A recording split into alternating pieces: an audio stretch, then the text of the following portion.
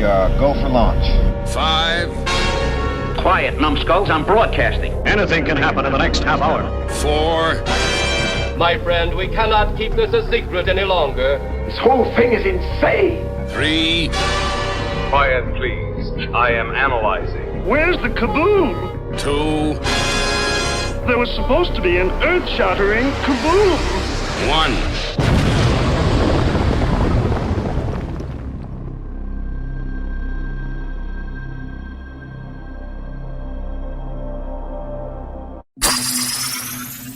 Greetings, my fellow galactic travelers, and welcome back to Planet 8. This is your Mission Commander Larry speaking to you from our hidden base. Chief Engineer Bob is here by my side as always in the command center, and circling Planet 8 in our orbital spy satellite is Reconnaissance Officer Karen. Hello, and welcome to an all-video episode of Planet 8 Podcast. This is your Mission Commander Larry. By my side is, well, almost by my side as always, Chief Engineer Bob, Reconnaissance Officer Karen, Lord Blood-rah, the fourth Beetle, is with us, and we're all in a satellite somewhere because we're still under the COVID restrictions. I hope you guys are being safe and taking care of yourselves.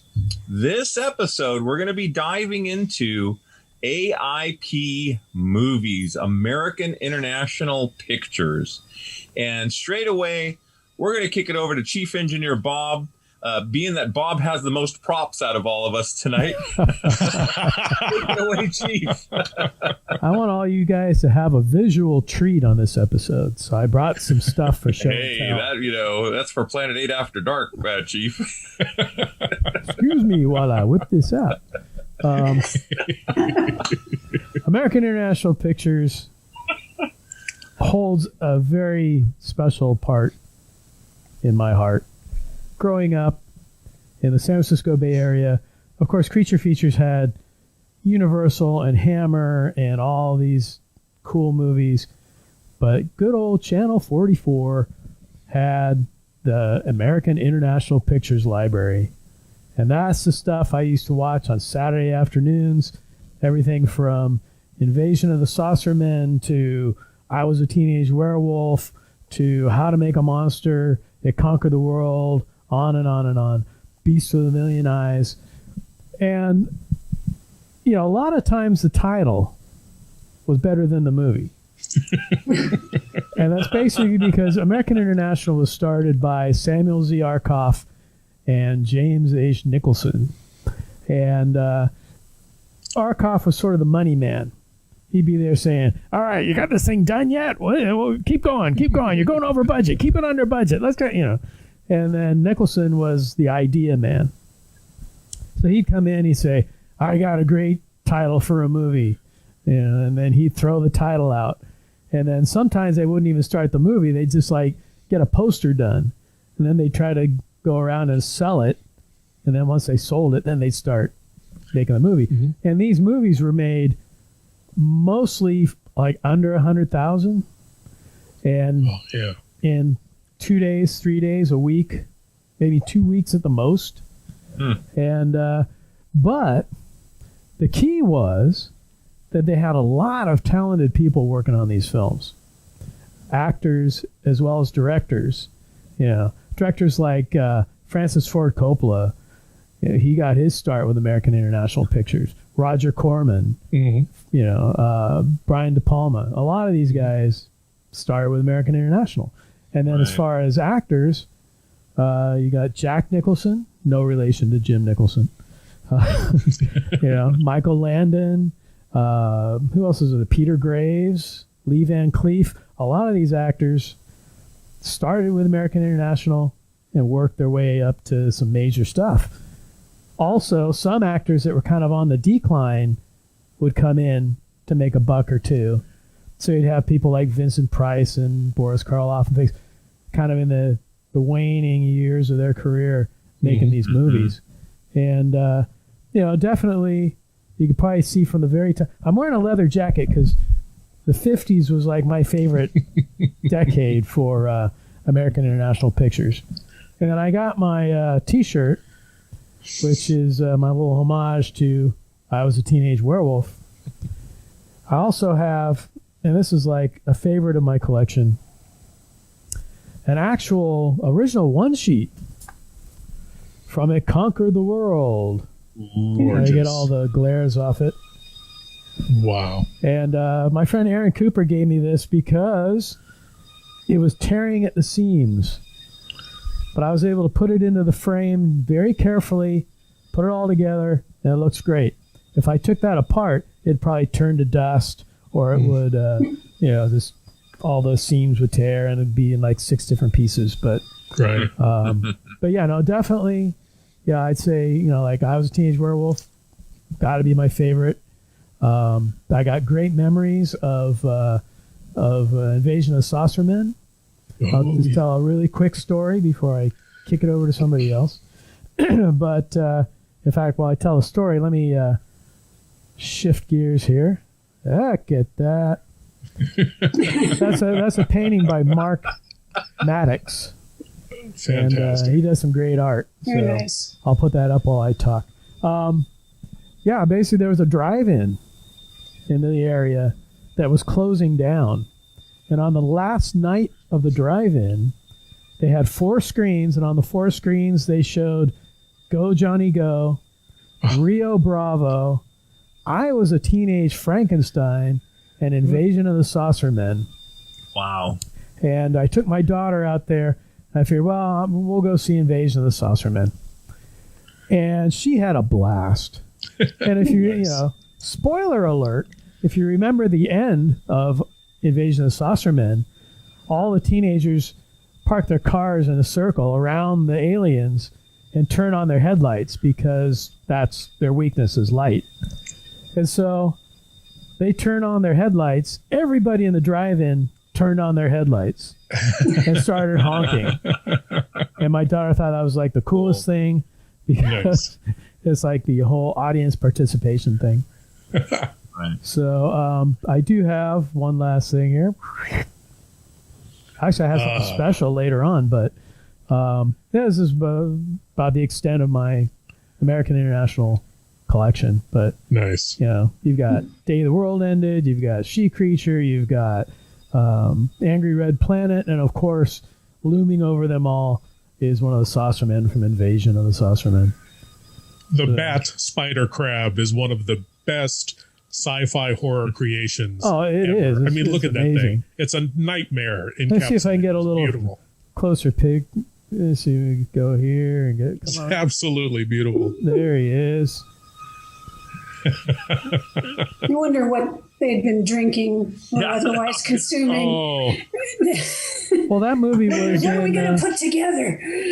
That movie was shot in, what was it, Cinemagic? Cinemagic. Yes. Which basically meant they tinted it red when they got to Mars. Yeah. That's. Well, that was the thing. And so I was even watching a special the other day on American International Pictures, and they'd come up with these things like Cinemagic or whatever, and people would go in the theater, and there was really nothing. It was just, it was just a standard movie, but but it's in Cinemagic. So there I am again. American International, had such an impact because I think in the 50s, television was becoming popular, and movie theaters were on the decline. So suddenly, American International tapped into a market that nobody thought of. And that was basically Disney had the kids, Hollywood had the adults, no one had the teenagers. Right. So American International marketed these films towards teenagers, and they had monsters and horror and rock and roll and motorcycles and degenerate teenagers and what have you. And they're basically made for drive-ins, made for quick theaters, and a lot of them were released on double features. So, absolutely, If we didn't have the phenomenon of drive-ins in the 1950s, I don't know if AIP would have been around very long. I think it was Nicholson. I'm not quite sure which one had the quote, but one of them said, "I make the movies I make are made to be seen through steamed up windshields and heard through tinny drive-in speakers. Yeah. And it's like, yeah, they knew exactly what they were doing, exactly their target audience, and what's going to get, the teenagers in their cars into the drive-in. Yeah. And, they're made to make a quick buck because, I mean, most of the movies, especially the horror films, the monster movies, were like an hour and 10 minutes, hour and 15 minutes. Oh, yeah. All, quick, really short, which is another reason why they did double features. But, I mean, they hit the mark and revived the movie industry, basically. Right. You can't talk about 50s horror and science fiction without AIP films. They were they were the market. Oh, yeah. They were the ones doing it, Yeah. And then later in the 70s, in late 60s, some of the biker films and the beach films and the blaxploitation films. Oh yeah. Whenever there was a buck to be made off of. Well, they would just ride a genre until it's about to fall off this cliff, and then, whether it was Arkoff or Nicholson, they'd catch on to something else, and boom, take off for another few years with that. Yeah.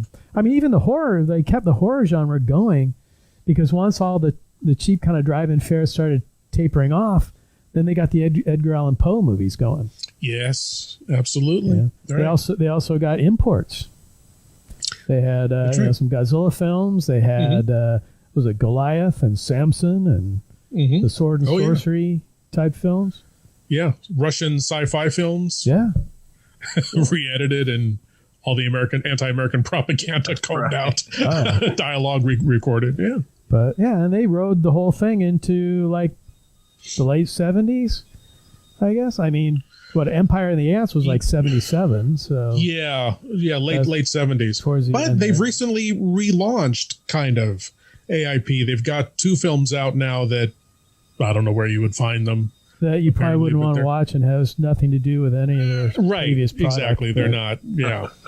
I mean, Arkoff remade some of his movies for Showtime, like a decade and a half ago or so. That's right. Yeah. So, then of course, legendary schlockmeister Larry Buchanan did incredibly cheap. I mean, like 5-cent budget remakes of a lot of the AIP films. It Conquered the World, which ended up being Zontar, the Thing from Venus. Creature of Destruction, which was Sea Creature. The Eye Creatures. The Eye Creatures, of course, yeah. Yeah, Earth versus the Flying Saucers, absolutely. Right. I was going to say, imitation being the greatest form of flattery, or so they say. Karen and I, we would have like movie nights, after like lunch club or dinner club or something like that. And it was teenagers from outer space. And I could have swore it was an AIP. And in researching this, it turns out it was Warner Brothers. Yeah, well, trying to be AIP. Trying to be right. And I'm like, I'm not going to say it's the crappiest movie we've ever seen, but Walker, you got to admit that lobster. It's craptastic. Yeah. It was like the mid 50s where they came up with like Beast with a Million Eyes and Day the World Ended. Right. And I think they kind of launched a lot of the 50s monster movies. That and, you had like Creature from Black Lagoon and The Thing and things like that. But I think a lot of people rode the AIP wave. Oh, yeah. Yeah, they proved you can turn a buck on making these really low budget horror and sci-fi films, right? And I love that they recognize, hey, wait, cheap, fast movies marketed to teenagers. Yeah. Okay, let's start, coming up with these films, and they, It's a great marketing success. It's one of those things where it seems obvious to us now in hindsight, but at the time, right after World War II, the whole teenage market was starting to emerge, and people were starting to realize, oh, these kids actually have some money. But again, like what appeals to there was a thing I read in doing a little preparation for it, and they were talking about basically they could market to like the 18-year-old boy, because if he liked something, the younger kids would like it because they looked up to him. Right. He wouldn't like anything the girls liked, but the girls would go along with whatever he liked. So they would get all the girls too. So it was just like they only had to market to this one very specific audience, right? And it's genius, you know? Right. It is. I mean, in hindsight, you know, but at the time, you're right. It was quite the risk. There was something I was reading where it's like the Arkoff way to make a film, the formula was A is for action, R is for revolution, K is for killing, O is for oratory, F is for fantasy, and F is for fornication. Well, there's got to be a C in there for cheap. Well, right. Yes. C for cheap Tarkov. and Q for quick. Yeah. Right. Yeah. Yeah. There was very little, if any, fornicating in the 50s films. They were hints. Right. Strong hints. Imaginary fornicating. Imaginary fornication. But I love that band. Remember Imaginary Fornication? Sorry. What they call if you really think sex about appeal it, though, for the young adults. Right. If you really think about it, though, since the 50s, as we got into the 60s and 70s, and of course into today, I think a lot of those teenagers never really grew up. And a lot of us adults really haven't grown up. So that teenage market back in the 50s is now the main movie market of today. I mean, if you look at the movies that are all the rage and the big budgets and everything, you know, it's like, you know, the MCU and, you know, all these films that basically, I mean, they're huge budget movies. Right. But they're the same type of films that you would have made cheap for teenagers back in the 50s. Absolutely. When Roger Corman saw Star Wars in 77, he said, this is going to change everything because B movies are now A movies. Yeah. This changes everything. And it did. And it did. The highest grossing films now are Marvel, comic book films. Marvel films, horror and science fiction are still huge. Right. I can't think of the name of the, I'll see if I can look it up, but Corman's Fantastic Four. Oh, gosh. Yes. If the documentary is much better than the film, I'll say that. But it was just great story. Yeah. Yeah, definitely. And, you know, he was foreshadowing. It's like, okay, we're going to do a superhero movie. I mean, Superman had been out by then with Christopher Reeve and, you know, whatever. But there was no real Marvel presence at that point. Well, Canon Films even had a Captain America movie out around the same time. Right. Yeah. Red Brown. Rubber ears. No, not even Red Brown. Rubber ears. This was an actual... Red Brown did 2 for TV. But there was an actual movie with Captain America and the Red Skull. You're An right. Italian Red Skull. That's right. The Italian Red Skull. Yes. That makes sense. He's strapped to the rocket and flies over a boy and recognizes him years later. Yeah. I do remember that film. Yeah. But it was better than the Red Brown ones. It was funny. I saw a clip of the Red Brown Captain America. You can find it on YouTube. And he's like squaring off with this guy, and they're standing there. And Red Brown takes his clear plastic Captain America shield and just like throws it really slow, and it goes off into the distance. And they're still kind of squaring off. They're not fighting or anything. It shows it slowly turning in the distance. And then they're squaring off a little more. And then it comes back and like knocks the guy in the back of the head. And then, that was like... I could have swore there was a part of Endgame where I saw a clear shield flying by all the heroes. I don't know. Yeah, it's still, to this day, still creeping along. Well, let me ask you guys this. Let's kick it up to the satellite. Karen, what's one of the first AIP films, maybe not that you've seen, but that has like a resonance that, you recall that experience of watching that film? And we'll put it off to all the panel tonight. So you guys were all up in the northern part of the state. I was down in the southern part of California, and we used to get these movies on KTLA, Channel 5. Oh. And so this one is a twofer for me. And so it would be The Amazing Colossal Man and War of the Colossal Beast. And so I probably first saw this hosted by Seymour. Seymour was our horror host Right. in LA. And the things that stand out to me for like Amazing Colossal Man is always the scene with the syringe where they're going to inject him in the ankle. And then he grabs the syringe and he looks at it and he has like this crazed look on his face and throws the syringe and impales the guy. And Seymour had a guy on who was the son of the actor who was impaled by the syringe. So that was kind of interesting to get that little behind the scenes bit from that. And the other thing about that movie that always strikes me, because I'm such a big Marvel Comics nut, is the whole scene where Glenn Manning gets blasted with the radiation. Always takes me back to the original Hulk, the Incredible Hulk origin, where like Dr. Banner is trying to throw Rick Jones in the trench or whatever. Like the trench is really going to do that much with the radiation from the gamma bomb. But the scene in the comic is very similar, where Banner's kind of screaming and there's this blast. Yeah. And I can't help but think that Kirby and some of the other artists, there's a lot of things in some of these old B movies that I kind of see echoes of in the Marvel Comics of those days. Yeah, no, I love those movies. In fact, why don't we check out the trailers for those? All right. Sounds good.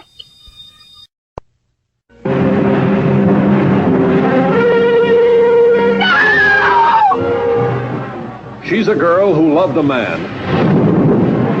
A man who, in a flash, became a living threat to humanity. A danger so awe-inspiring that they tried to hide his existence from the world.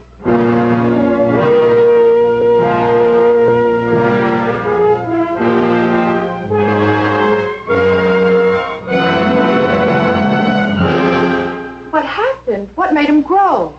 Glenn Manning is growing from 8 to 10 feet a day. At the moment, he's 18 feet tall. Tomorrow, he'll be 26 feet.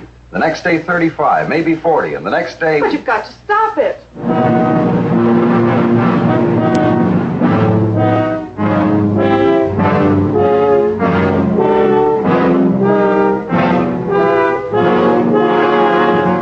I don't want to grow anymore.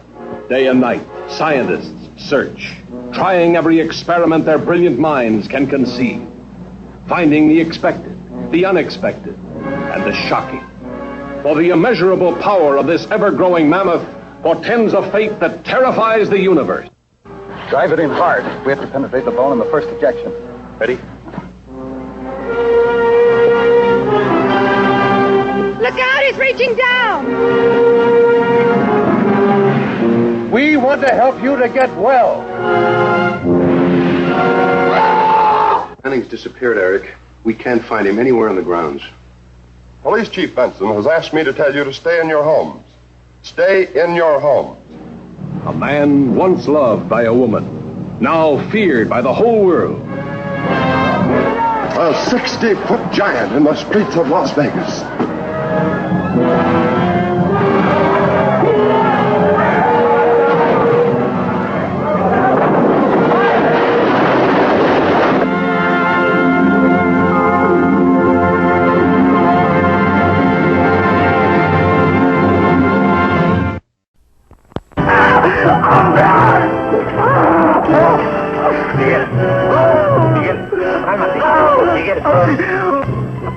The foot that made that print is about 10 times the size of a normal man's.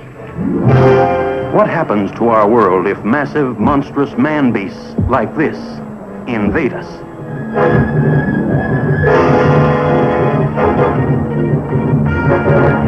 Flown a captive to a West Coast metropolis in an Army cargo plane, his arrival catapults the whole city into an ocean of fear. For this colossal beast is at war with the world, our world, a world his savage instincts can only hate. An airlift is being set up and food will be parachuted down to him. He'll be supplied with everything he needs. Get all the aircraft into the air at once.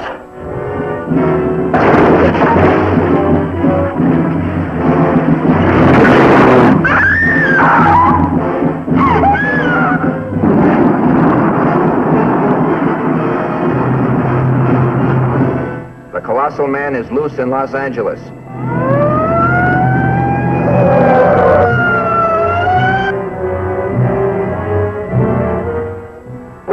Look at the giant!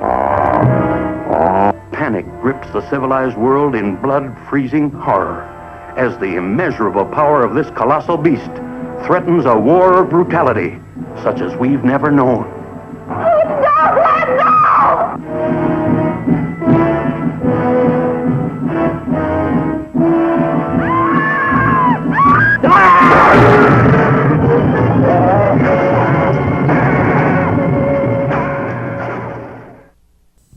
I love the second film with the missing eye, and look, the effects at that time, but it was good. And then he just It looked really good. In fact, they couldn't get the same actor, so they had to obscure the other actor's face with makeup. I almost like War of the Colossal Beast better, and I know it's not as good a movie, but as a kid, seeing that guy with his face half torn off, and then he doesn't do the Frankenstein, but he has sort of this metallic sounding like, it's freaky as hell. I believe that's Paul Frees. I believe that's Paul Frees doing the grunts. Interesting. I wouldn't doubt it. He was all over those films back then. Oh yeah. Oh yeah. But the second one is much fun. They were directed by Bird-Eye Gordon. Bird-Eye Gordon, Mr. Big. Mr. Big. Produced, directed, and written. And of course, the big gimmicky thing with that one is at the end when he's at the Griffith Observatory, right? The whole thing's black and white. But then when he's kind of coming to his senses or whatever and despairing, he goes and grabs the power lines, right? And then you get the burst of color. He's there in his big blue diaper, and he's exactly electrocuted. They also disappears in a puff, like he's just gone. Yeah, because also at the end of I Was a Teenage Frankenstein, they switched to color in that as well. Oh, you're right. Yeah. You're right. I was going to say he gets electrocuted as well.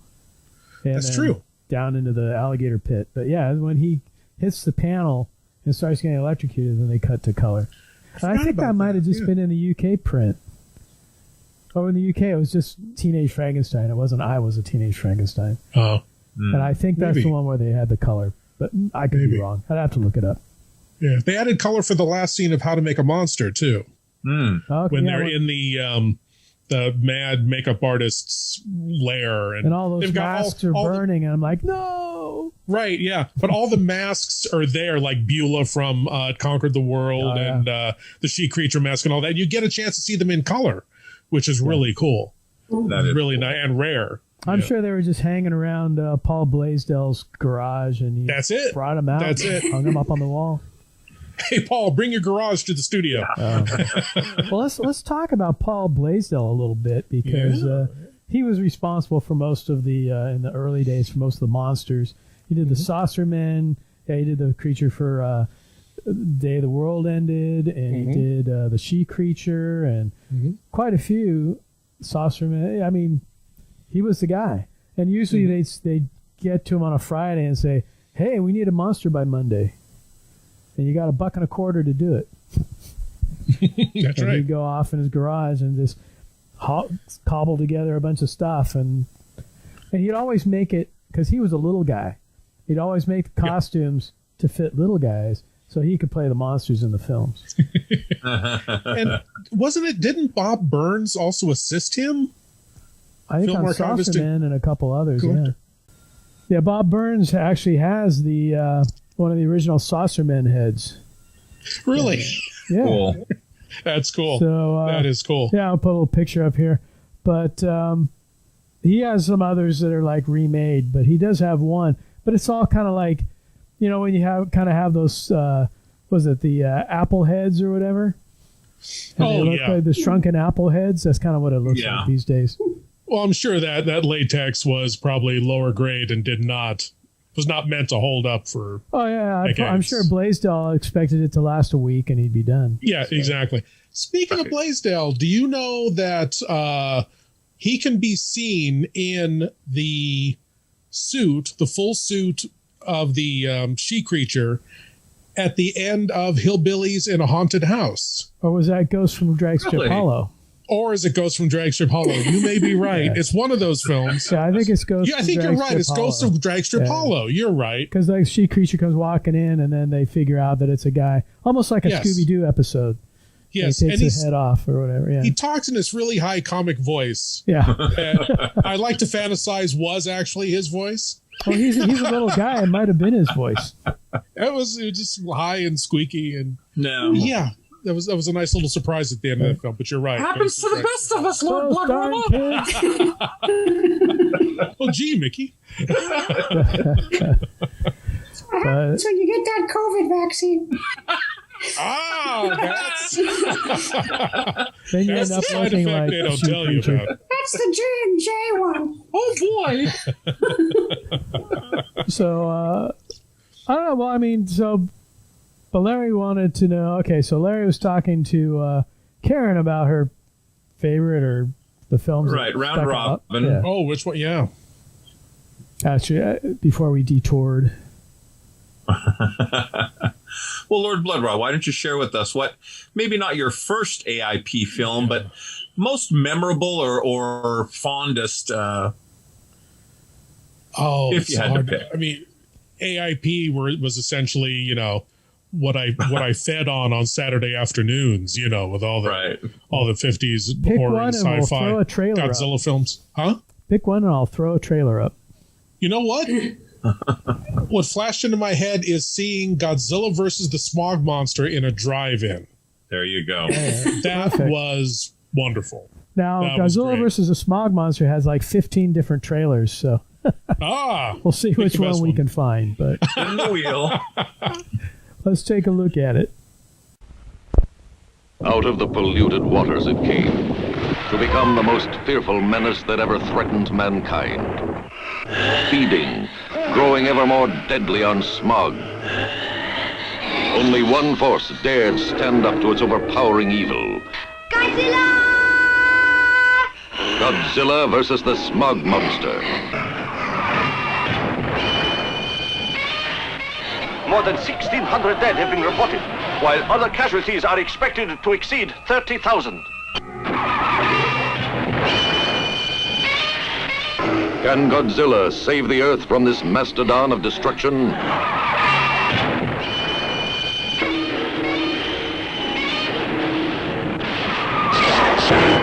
Godzilla versus the Smog Monster. Rated G.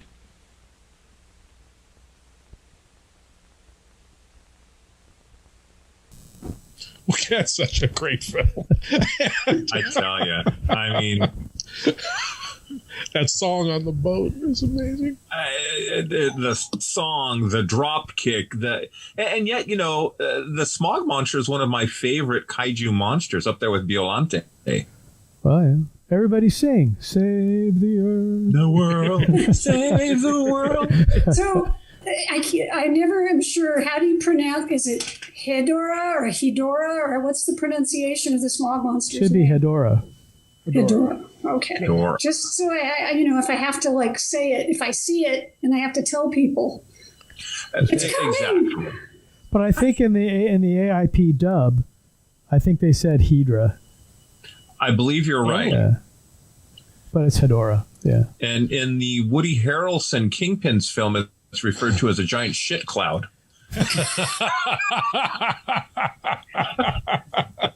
Now that would have been a great title. It also made it onto the cover of a Frank Zappa album. No, really? Yeah. Oh. I'll try to insert that picture. I'll have to go find that picture, but yeah. Chief, that'd be great. Yeah. Yeah. Yeah, definitely. Yeah, great concept for a monster. Solidified. Absolutely. Yeah. Chief, under normal circumstances, I'd let you go next, but I think we all know what film you're going to pick. So, your ever-loving commander. I was going to go off the rails, though. Oh, okay. All right. I already said my favorite was I Was a Teenage Werewolf. True. Okay. And then I had nostalgic. I'll defer to the chief. And let's look at that trailer because we didn't. Ah, yes.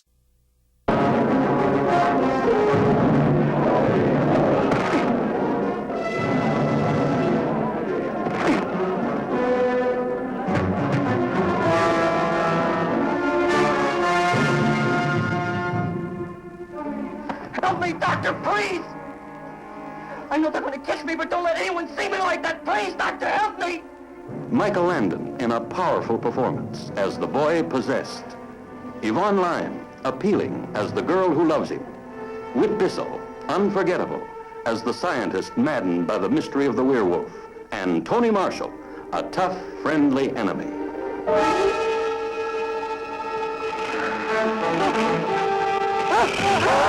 These the official pictures? Yes, Chief. Slash on either side of the throat. You got any theories? Fangs. He was killed by a werewolf. Panic penetrates every home when this strange, unknown killer hits town, taking hold of the teenage crowd, coloring their practical jokes with hysterical humor that'll make you fall flat on your face with horror. No. Remember how wonderful it was when you sprang and suddenly dug in with your fangs, a soft throat, the gush of warm blood? No! No! Nothing you've ever seen has such blood-chilling savagery. Nothing you've ever conceived packs such a spine-tingling jolt. This high school boy, a teenage werewolf. A constant threat of claw-ripping attack to everyone, to the brave and the beautiful.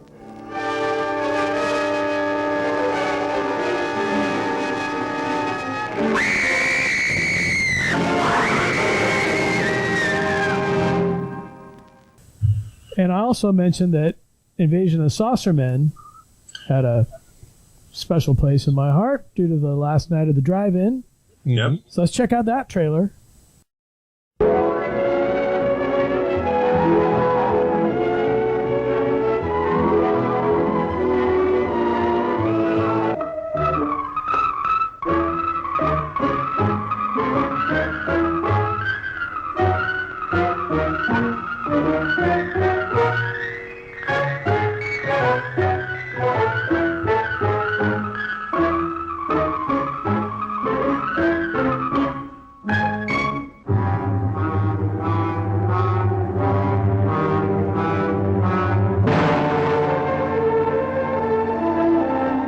Police headquarters?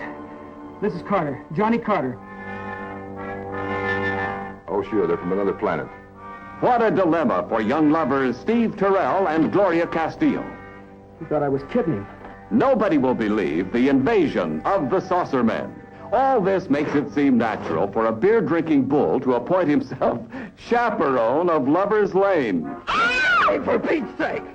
And a farmer with the longest shotgun you've ever seen plays the villain. What's so funny? Well, I expected to be frightened on my wedding night, but nothing like this. It's our busy night, too. We've been flooded with calls from people who say they've seen flying saucers and little green monsters. Wonder how that rumor ever got started. It's too fantastic to believe. Just think of it. Only this special unit and the President of the United States will know what happened here tonight. You mean you think we know what's happened?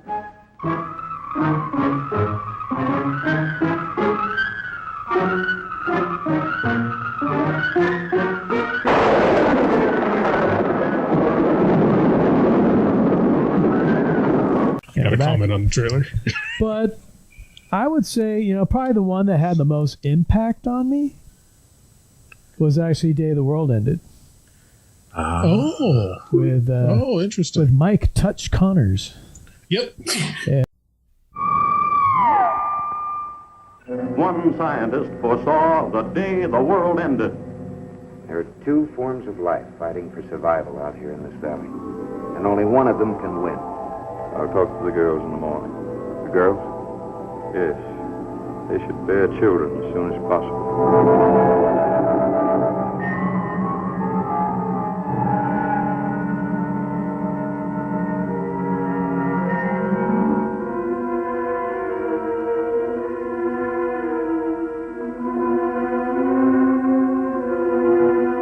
But being a scientist, he did not consider human emotions. No one takes my gun. Tony, look out! He did not know about the uninhibited exhibitionism of a striptease dancer. He'd forgotten about the power of love and knew nothing about the vicious force of jealousy. Nothing ever come easy to me. Don't touch me. I can't stand you. Tony, let the little girl go. But more thrilling, more exciting, more mystifying is the monster. The mutation by atomic energy, part man, part beast, salaciously watching women as they bathe. A monster such as the eyes of man has never before seen. Killing one by one each of the few living men, hunting out the most beautiful of the remaining women to take as his mate.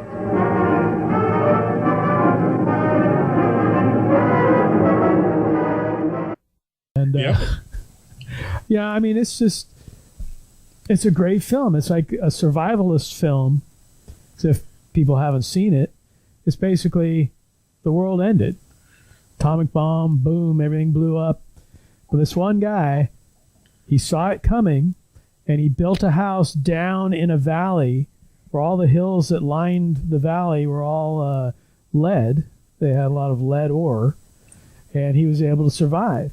And then slowly as the film progresses, different people that were up in the hills or whatever would come down and want to get into the house, and he only has enough food for him and his daughter and her boyfriend or husband that passed away. So he actually had food for 3 people. But by the time you're done, there's like 6 people in the house and a mule. Yeah, mule, yeah. That's right. Diablo was a mule too. Diablo.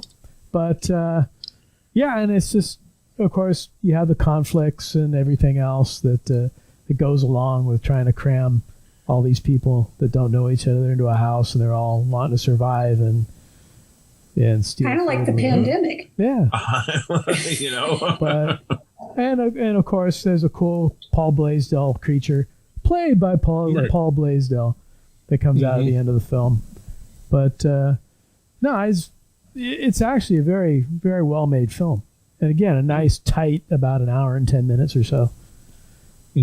So. Kind of like the length of our podcasts. Hey, there you go. We don't want to overstay our welcome, and neither does American International Pictures. Hey. Well, and speaking of the genre films, we should talk about the early 70s films, because you had Blackula and Scream, Blackula, Scream, which were 2 excellent vampire films. To this day. Yeah, right? Yeah, exactly. Yeah. You shall pay, Black Prince. I curse you with my name. You shall be Blackula. Blackula, the Black Avenger, rising from his tomb to fill the night with horror. Blackula, Dracula's soul brother, deadlier even than he. You know, he is a strange dude. You're the nut that ran in front of my cab. You're the only imbecile on this street. Boy. Blackula. Look at man, you found. I mean, she's got to be around here somewhere. I mean, now listen, you take your hands off of me. I don't know you. He thirsts for your blood.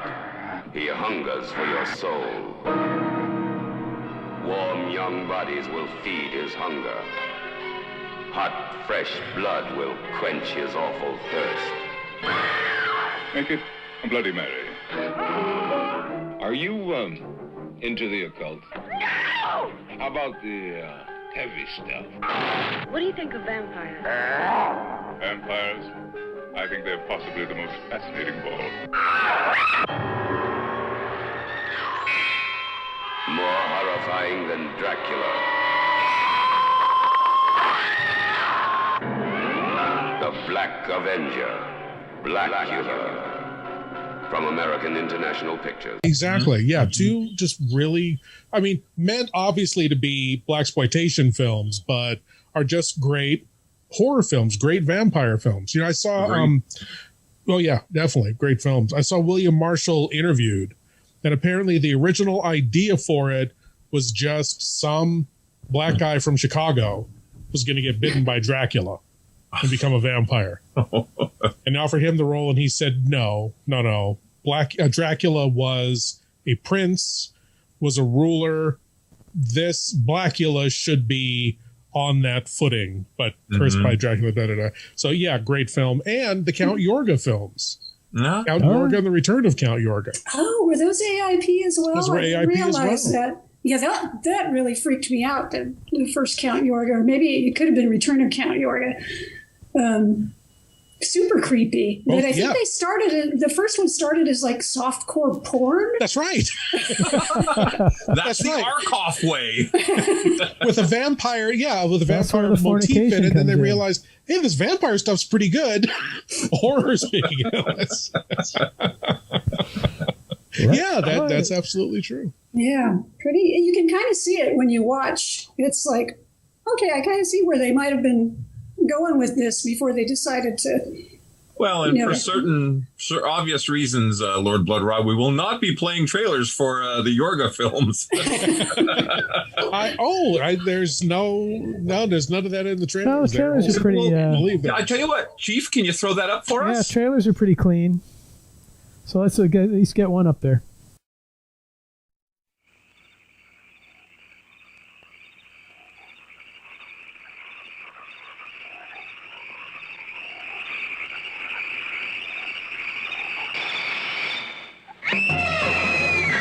Count Yorga, Vampire, is a film that throws you into a world of which we know little. Strange, frightening, whispered from generation to generation until it becomes a scream out of the past. You enjoyed your little joke last night, Doctor. But as you can see, tonight is mine. Incredible.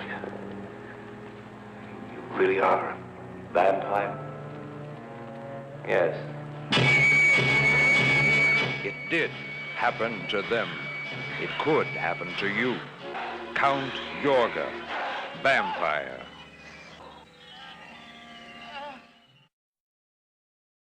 I tell you what, kids. Speaking of the whole sex thing, I mean, in '73 they did an animated film. They did Heavy Traffic. Yes, and Fritz the Cat. Fritz the Cat, yeah. Fritz the Cat. Yeah, that's right. I'm ready to invest in the AIP boxed set. I mean, all these trailers are like, oh. Well, Larry, we haven't gotten to your favorite, or you're the one that put an impression on you. So what would that be? I love the Vincent Price films. I was a teenage werewolf. I do like that film.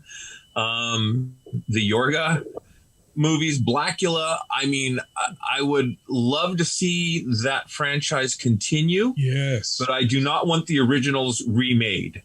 Yes. Agreed. Find someone to take over the role. But yeah, Bob Wilkins, God love him, Creature Features, showed the Ray Milland classic, X. A man with the X-ray eyes. Yes. And I always thought as a little kid, Don Rickles was a real asshole. And in that film, was, but in that film, there was no sweet, funny punchline.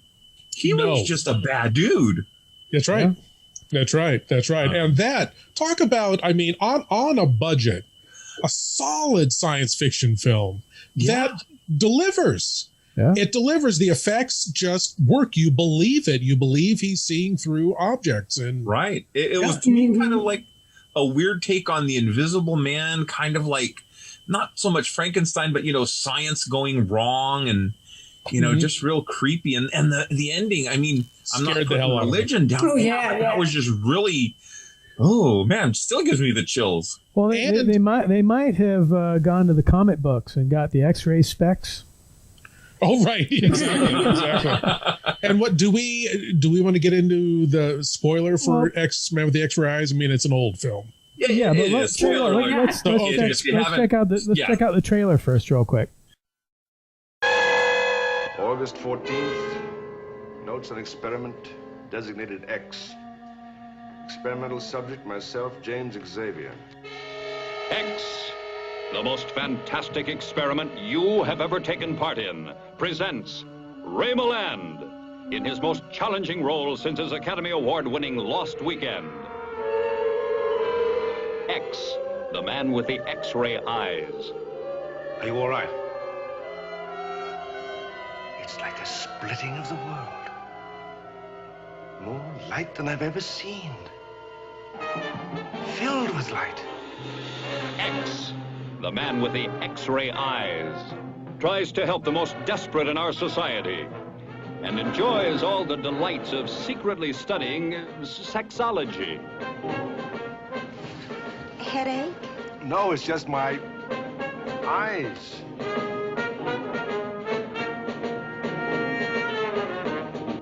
A doctor with the power to see what others cannot believe.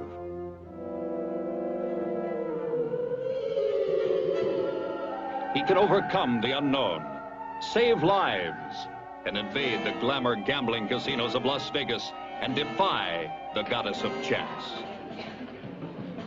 Don't draw. Don't draw. The next card's a face card. Harry, you better go for the sheriff right now.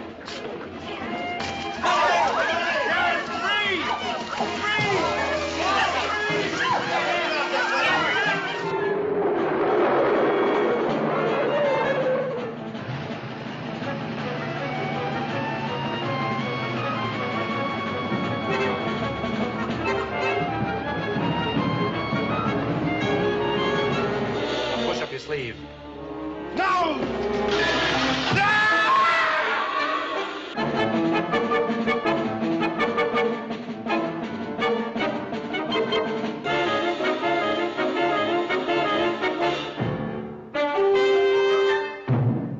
Yeah. All right, kids. So, yeah, that was the trailer for Man with the X-Ray Eyes. Hey, incredible film. Yeah. Incredible film. And Ray Milland also did Panic in Year Zero for AIP, which was another end of the world type film with the family kind of fleeing the nuclear bomb and having to deal with all the ruffians and hoodlums that were attacking them and so forth. Now, the ending of X, it's spoiler alert, skip forward if you don't want to know the ending of the film. He's in the revival tent. The preacher says, if thine eye offend thee, pluck it out. He bends down, comes back up. He's obviously torn his eyes out. A close-up on him goes to black. Right. The original ending goes down, tears the eyes out, comes up. You see that there are no eyes in the socket, fades to black, and he screams, "Oh my God, I can still see it." Oh, wow. Yeah. That was the original ending, and that ending said, nah, it's a step too far. That would have been great, though. That would have been stunning. Yeah, absolutely stunning. Oh, it would have been brown trousers time for me as a little kid watching yeah. that. That's right. I tell you. Well, I saw that with my mom. She always watched all the, Mine too. And I remember, just being horrified. It was one of those things for like a week afterwards. You're just like, why didn't we watch that movie? All right, Larry, let's go to church. Please, no. Hey, one of the movies we didn't talk about, which I think also thinking about, kind of freaking out as a kid, only distributed by AIP, but really notable, was the Vincent Price Last Man on Earth. Oh, yeah. That was my second right. Absolutely. There you go, Blair. You want to talk about it? Go ahead. No, buddy. Go right ahead. I'll chime in, though. I'll tell you, I did see it when I was pretty young, and for years I didn't see it again, and I couldn't remember the name of the movie, but the scene where he goes to the pits where they're dumping the bodies, and there's like smoke coming up. And I just had that memory in my head as a kid. It had imprinted on me so much, and I couldn't remember what was that movie?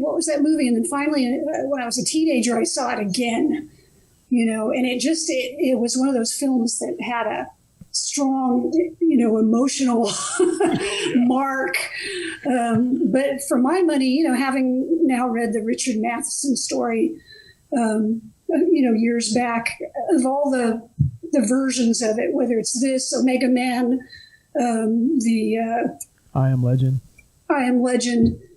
This is the one I think is still has the strongest emotional impact of all three. Yeah, absolutely. I agree. Very chilling. My favorite portion is when whether it was a or a vampire or a zombie or a amalgamation, but the infected Morgan. Oh, Morgan. Oh, right. It's just chilling, you know? Terrifying. I wonder if Morgan on The Walking Dead was kind of like an homage to that. Oh, I'm sure he probably was. Yeah. Or is. He's still around. Yeah. That film went a long way to inspire Night of the Living Dead. Yeah. Yeah. Absolutely. Yeah. Absolutely. And Vincent Price, God, I mean, I know we're talking about AIP, but Dr. Phibes, Oh, yes. You know, we're going to need to do, what we need to do is Vincent Price version of this Planet 8 video podcast. Can we double check that? Because I think the Phibes film was an AIP film. I think you're right. And Dr. I think it was. Again. Let me get my handy dandy list. You know, kids, that's why I have the rank of commander here, okay? I know things that I don't know. There you go. By the way, I got to take these off. It's freaking me out a little bit to talk to your skulls. So, there's your flesh. Okay, that's better. There we go. I agree. Yes, it was. X-ray vision can give you a headache. Dr. Phibes, May 18th, 1971. Yep, AIP. Another thing to credit AIP with. Yeah. Can I give an honorable mention or two? Yes. There was also American International Television. Mm-hmm. Right? Do tell. And American International Television would get some of the things that they didn't want to do theatrical releases of, including some of the Gamera films, was they retitled as like War of the Monsters, Destroy All Planets, you know, things like that. Right. And my little surprise here was also AIP Television, a TV series. You know where I'm going with this one? I think I do. Johnny Sacco and his flying robot. And they even made a movie out of it, well, a compilation movie out of it, which was Voyage into Space. That's what we used to get. Yeah. Down So south. let's check out the trailer real quick for Voyage into Space. Let's go.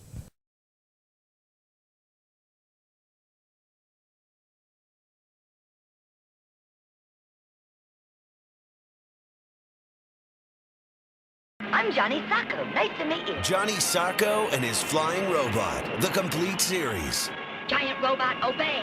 Into the air, up and away. All 26 original episodes of explosive kaiju battles. The rockets are no good. Use your Megaton punch now. Finish him now. Turn on your eye laser ray beam. Nefarious alien takeover plots. I shall never give up, and I shall conquer in the end. And mind-blowing heroics. Hooray, let's go! In a 4-disc collector's edition set featuring a 16-page book with essays and rare photos. Look, there! You have a lot of courage for a boy your size. Join Johnny and his giant robot for this classic, epic sci-fi fantasy series. He did it! That's what I call a great robot, huh? And there we go. Johnny Sacco. Gotta love it. Yes. Nice. I always wanted that watch. That's right. And the little short pants. And the little short pants I had. So that wasn't a problem. No. That was Gigantor. Oh, Gigantor had the watch. Jimmy Sparks had the controller, but he had the shorts. Oh. Johnny Sacco was a member of Unicorn, so he had the actual U7. He had the uniform. That's right. So, yeah. I get the Spectremen and the Ultramen and all that confused. I do too. Forgive me. Oh, no, my friend. I do too. It's been so long. Just remember, flying robot. Or in Japan, giant robo. It's the 21st century. Where's my flying robot? Yes. I wanted to ask you, I'd heard rumors that there were plans to do a third movie in the Dr. Phibes franchise. Yes. Did you hear anything about that? A couple of rumors. One of them, the one I believe the most, is that Dr. Phibes 3 would have been a Christmas film.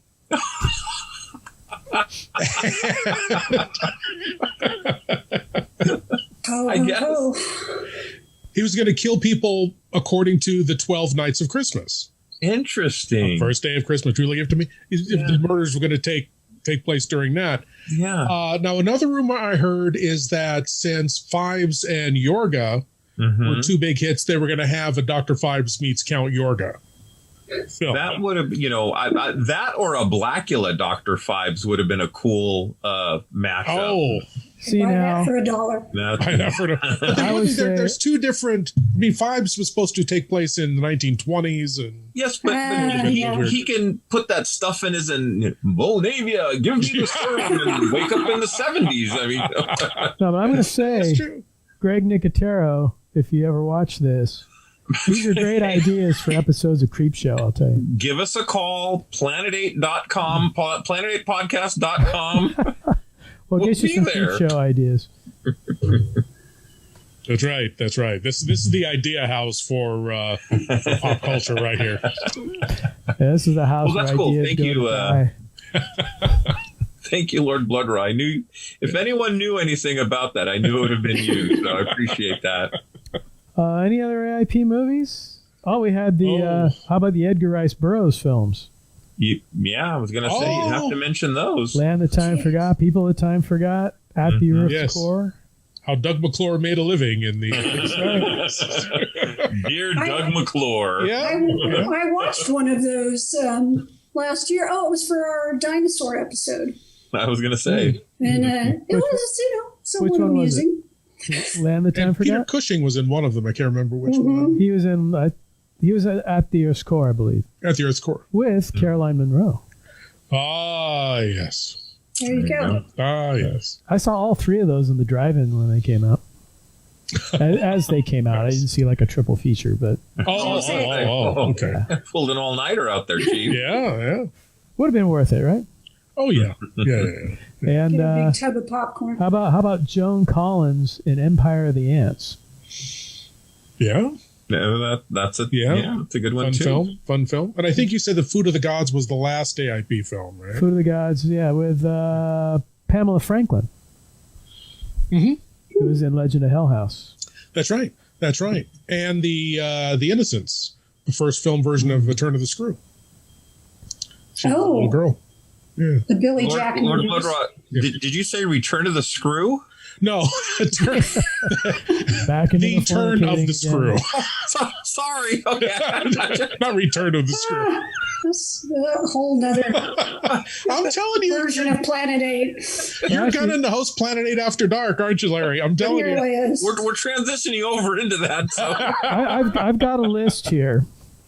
And actually, the last genre films they did, and there was a few from like 79 on. You had Love at First Bite. Oh, my God. The Amityville Horror. Meteor. Yeah. Chomps. Chomp? Mad Max. That's right. They distributed Mad Max in the United States. And the last one was The Visitor. Yeah, that was the one with the American English dubbing, right? So bad. At first, so when it bad. first came over. Ugh.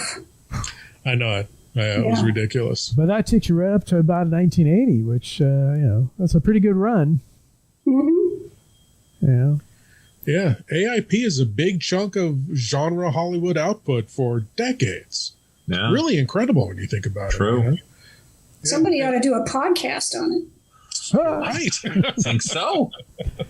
But, I mean, you talk about actors and things. I mean, even when they got into the motorcycle films, you had Peter Fonda. Right. Was in there. Mm-hmm. There's a lot of, what was it, Dementia 13? Also, that was Francis Ford Coppola's first movie. Francis Ford Coppola, yeah. Right, yeah. I remember Lord Blood-rah played that at one of the shows at the Chenard Vineyard. We were there that night. Yes, that's classic. Right. That's right. Yeah, great film. Great film. So much better than it has any right to be.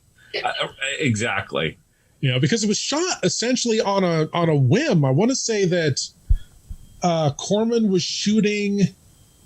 It was a race car film. It wasn't the original Fast and Furious. That was years before. But Death Le Race Mans? 2000? What's that? Death Race Not Death Race 2000? 2000. Frankenstein! Le Mans or something like that. And he had time left over. So they had this castle available nearby. They went and filmed the movie. I love it. Yeah. Yeah, that's a big. I mean, Corman was a big. That's the AIP way. Yeah. Right. Yeah. And Corman just capitalized on that and introduced us to most of modern Hollywood now. Well, I mean, Corman was the perfect director for AIP because he could churn them out quick and fast and all that. Right. I've got like this little stack here for show and tell real quick. If you want to know more about AIP related stuff, there was a book out from McFarland. McFarland is like another word for ka-ching, but Randy Palmer wrote it as Paul Blaisdell, Monster Maker. Oh, nice. Excellent book. Nice. Excellent book on Paul Blaisdell. There's also Flying Through Hollywood by the Seat of My Pants, the autobiography of Sam Arkoff. Oh, okay. Another excellent book. The man we were just talking about, How I Made 100 Movies in Hollywood and Never Lost a Dime by Roger Corman. Very good. Another Roger Corman book, Crab Monsters, Teenage Cavemen, and Candy Striped Nurses. Roger Corman, King of the B Movies. Good one. That looks great. And then this one is not really an AIP specific book, but it's called Sleaze Creatures, an illustrated guide to obscure horror movies, 1956 to 1959.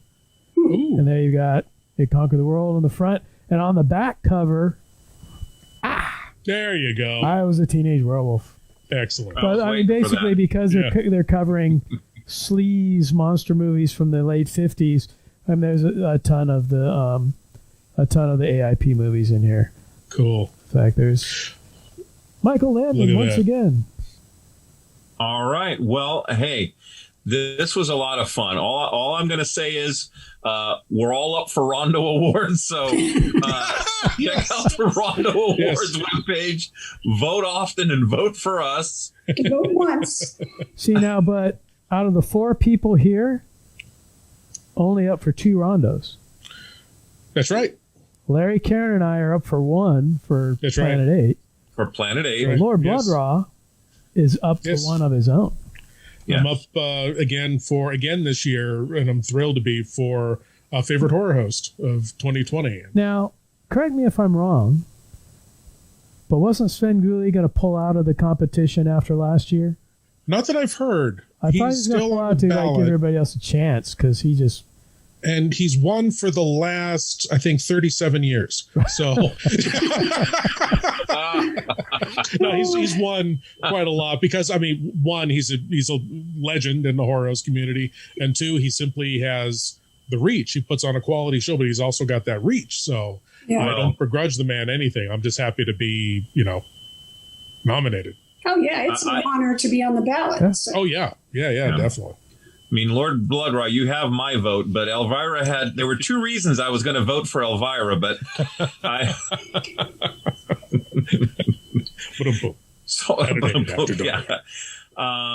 hey, so we're asking you guys too, if you can go ahead and subscribe to our Planet 8 YouTube channel. Lord Blood-rah, you have a YouTube presence as well out there?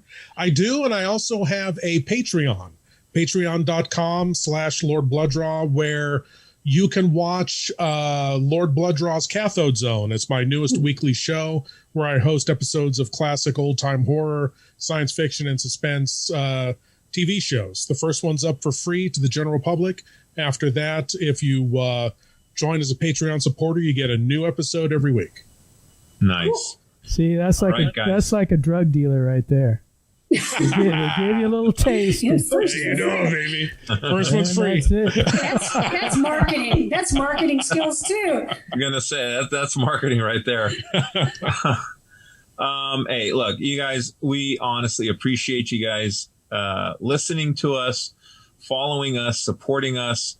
Also, Lord Blood-rah, wonderful friend of the show, and without you guys, we'd just be having lunch over at Bob's house, talking about the same thing we're talking about here.